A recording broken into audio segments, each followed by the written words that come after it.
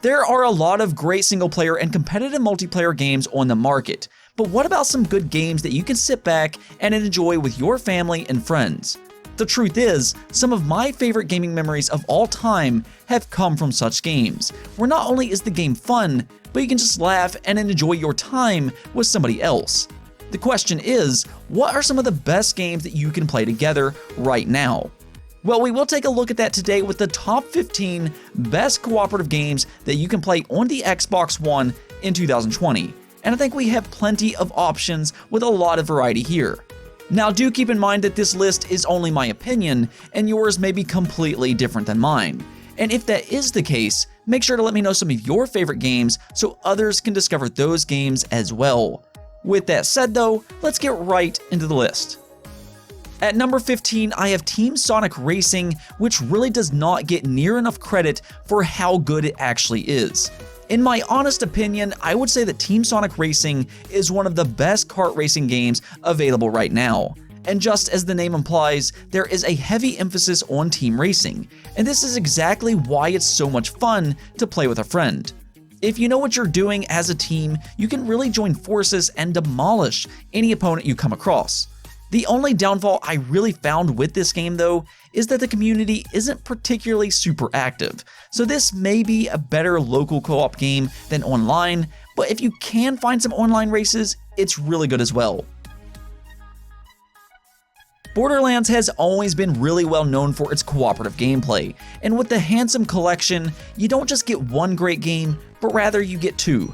The thing about Borderlands though is that there is multiple classes of characters that you can pick from, which can be fun picking between as you and your friends can all have their own unique abilities. And then with the endless amount of unique weapons that you can get in Borderlands, there is always a feeling of progression. Then you throw in the humorous story and you will find you and your friends laughing and having loads of fun for hours at a time.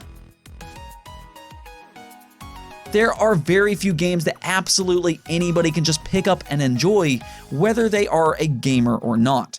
But Moving Out is one of the select few titles that can.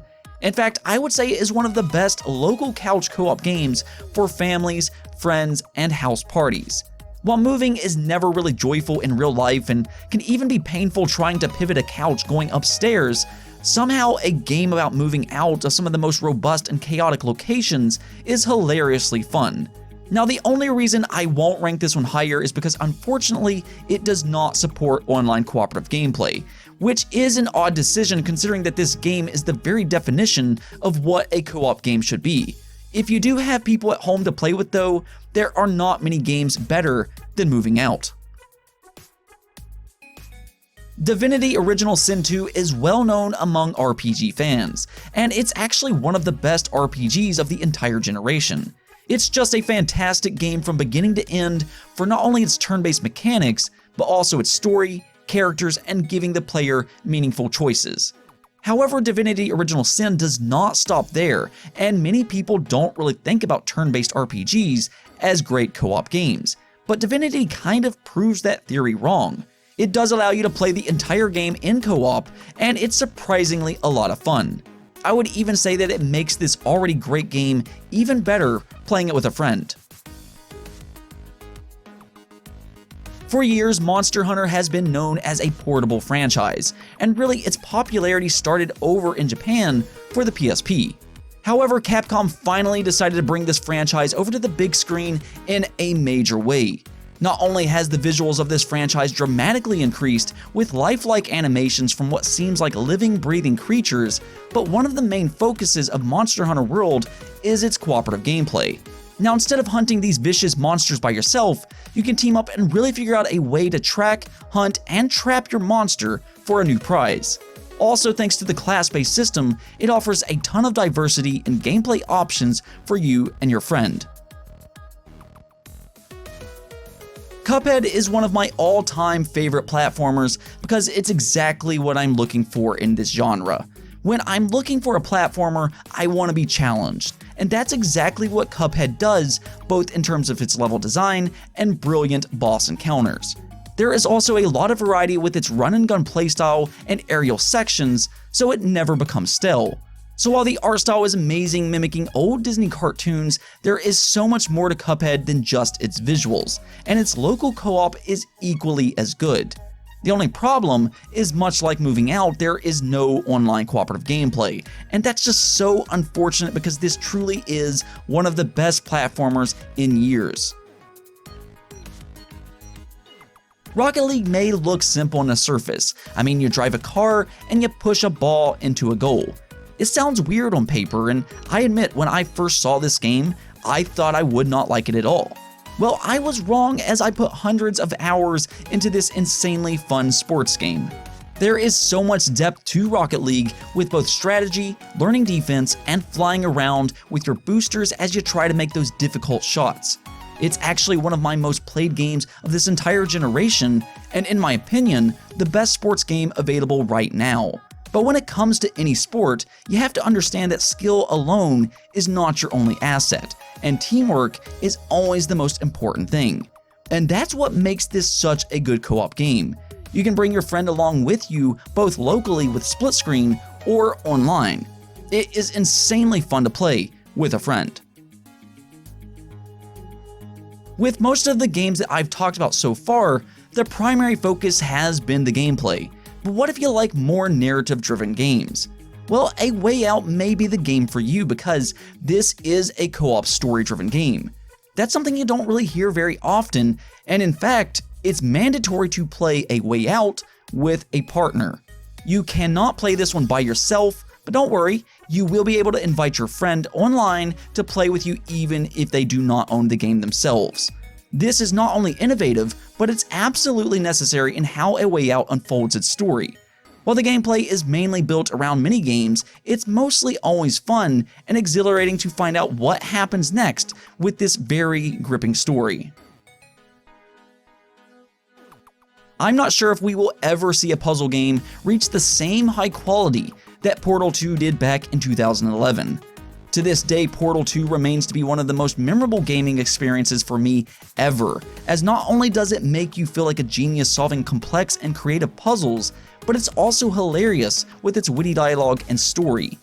Well, the thing about Portal 2 is that the fun does not end once the final credits roll. See, it actually has an entirely separate co-op mode with new puzzles specifically designed to complete with a friend. The quality does not dip at all either, and just because two heads may be better than one, does not mean that you cannot be stumped. If anything, you may have to think even more to solve these creative new puzzles with a twist.